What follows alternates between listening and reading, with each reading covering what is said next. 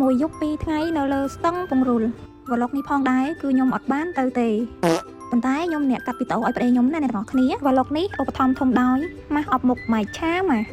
ដែលជាផលិតផលកូនខ្មែរធ្វើឲ្យស្បែកស្រស់ថ្លាត្រជាក់ស្បែកមុខផ្ដល់សំណើមដល់ស្បែកមុខធ្វើឲ្យស្បែកមុខទន់ម៉ត់រលោងហ្មងអ្នកទាំងអស់គ្នាអ្វីដែលសំខាន់ជួយកាត់បន្ថយស្នាមជ្រួញនិងភាពចាស់វីតាមីន E និងអង់ទីអូស៊ីដែនក្នុងមច្ឆាការពារកោសិកាកាត់បន្ថយស្នាមជ្រីជ្រួញជាពិសេសអ្នកទាំងអស់គ្នាបំបត្តិស្នាមមុនទូចមុនធំមុនកប់សាច់មុនក្បាលខ្មៅនិងជាំដោយសារកម្ដៅថ្ងៃអ្នកទាំងអស់គ្នាមកឥឡូវយើងមកចូលដល់ប្លុកយើងវិញអ្នកទាំងអស់គ្នាហើយនេះប្តីខ្ញុំគាត់កំពុងតែជិះទៅតាមផ្លូវឯអ្នកទាំងអស់គ្នាពួកគាត់ទៅលេងស្ទឹងពង្រូលនេះអ្នកទាំងអស់គ្នាគាត់ទៅលក្ខណៈជា trip បោះតង់ណាអ្នកទាំងអស់គ្នាពួកគាត់ទៅតែ4ម៉ូតូទេក្នុងការដើរលេងស្ទឹងពង្រូលខេត្តកោះកុងនេះអ្នកទាំងអស់គ្នារយៈពេលវិញគឺថាមួយយប់ពីរថ្ងៃអ្នកទាំងអស់គ្នាបានមកដល់ផ្ទះវិញអ្នកកំពុងតែកាត់វីដេអូហ្នឹងក៏មានជាការចង់ទៅដែរអ្នកទាំងអស់គ្នាប៉ុន្តែអត់ហ៊ានទៅដោយសារតែឆ្ងាយពេកខ្ជិលជិះម៉ូតូគាត់ថាចម្ងាយផ្លូវគឺឆ្ងាយពេក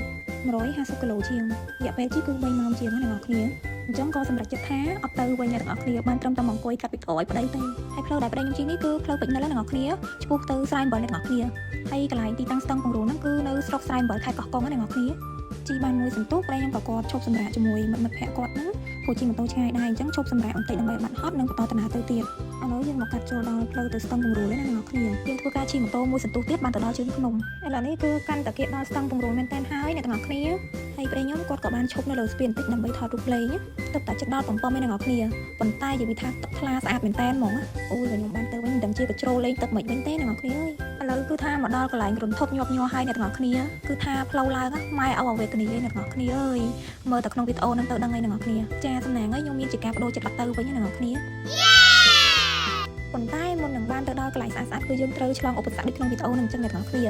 ផ្លូវអត់ស្អាតផ្លូវពិបាកជិះមែនប៉ុន្តែទេសភាពវិញខ្ញុំឲ្យលេខ1ហ្មងអ្នកទាំងអស់គ្នាអ្នកទាំងអស់គ្នាមើលតែដើមវីដេអូខ្ញុំដាក់ឲ្យនឹងទៅគឺថាអូត្រជាក់ភ្នែកស្រុកហ្មងអ្នកទាំងអស់គ្នាមានអមជាមួយនឹងទឹកធ្លាក់មានអមជាមួយនឹងព្រៃឈើសត្វយំអូយមានអារម្មណ៍ថាដល់ពេលតែបានទៅ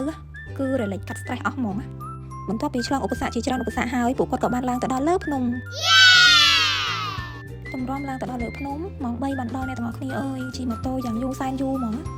ឥឡូវពួកគាត់នាំគ្នាបោះតង់រៀបចំកន្លែងអង្គុយដើម្បីទុកសម្រាប់យប់ហ្នឹង